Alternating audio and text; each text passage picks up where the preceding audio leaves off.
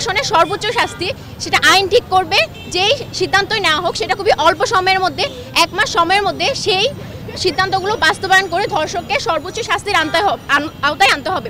ধর্ষকদের উপযুক্ত দৃষ্টান্তমূলক এবং কঠিনতম সাজা না দেওয়া হবে ততদিন পর্যন্ত আমরা রাজপথ ছাড়ব না। মেয়েরা রাত দখল করবে, মেয়েরা রাজপথ দখল করবে। দরকার হলে মেয়েরা স্বরাষ্ট্রমন্ত্রীকে সেই চেয়ার থেকে উপযুক্ত ভাবে টেনে হেঁচড়ে নামাবে। নারী নির্যাতনের ঘটনায় আইনি প্রক্রিয়া এবং বিচারিক কার্যক্রম দ্রুততম সময়ের মধ্যে প্রয়োজনীয় পদক্ষেপ গ্রহণ করতে হবে। আইনি সহায়তা এবং বিচারের প্রক্রিয়া নারীবান্ধব করে তুলতে হবে। সর্বোপরি বাড়িতে বাইরে সর্বোচ্চ নারী নিরাপত্তা নিশ্চিতে সরকারের পদক্ষেপ দৃশ্যমান এবং কার্যকর হতে হবে। শিক্ষার্থীদের পক্ষ থেকে বা সাধারণ নাগরিকদের পক্ষ থেকে আমাদের যে দাবি সেগুলো হচ্ছে বাংলাদেশে যে ধর্ষণ আইন রয়েছে সেই আইনটা দ্রুত সময়ের মধ্যে পরিবর্তন করতে হবে এবং যে জিনিসটা আমাদের নিশ্চিত করতে হবে প্রধানত সেটা হচ্ছে ধর্ষণের পরবর্তী সময়ে দোষীরা যে ধরনের সামাজিক সমস্যার সম্মুখীন হয় সেই সমস্যার সম্মুখীন যাতে কখনো না হতে হয়, দোষীটাকে যাতে পুনর্বাসনের ব্যবস্থা করা হয় সেই পদক্ষেপগুলো সরকারকে দ্রুততম সময়ের মধ্যে নিতে হবে এবং ধর্ষণের সর্বোচ্চ শাস্তি সেটা আইন ঠিক করবে।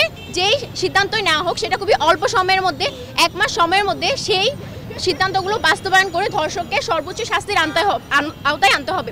এবং শুধু আছিয়া না, বাংলাদেশে সংগঠিত যে কোনো ধর্ষণ মুনিয়া থেকে শুরু করে তনু থেকে শুরু করে যত বড় ছোট যতগুলো ধর্ষণ বাংলাদেশে হয়েছে সবগুলোকে ওই ধর্ষককে শাস্তির আওতায় আনাটাই হচ্ছে আমাদের আজকের দাবি। এই যাবতীয় যে ধর্ষকদের সাজা আছে সেই উপযুক্ত সাজা দিয়ে তাদেরকে করুন, তা না হলে আমরা কোনো মতেই আমরা নিরাপদ থাকছি না।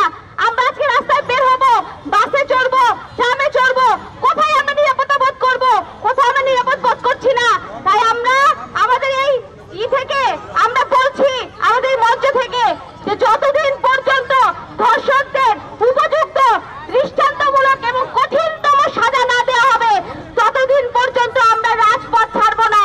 মেয়েরা রাত দখল করবে, মেয়েরা রাজপথ দখল করবে।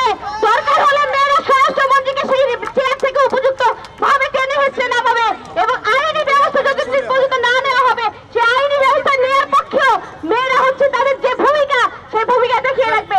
আপনারা ভাববেন না মেয়েরা শুধু মেয়ে, মেয়েরা হচ্ছে মানুষ।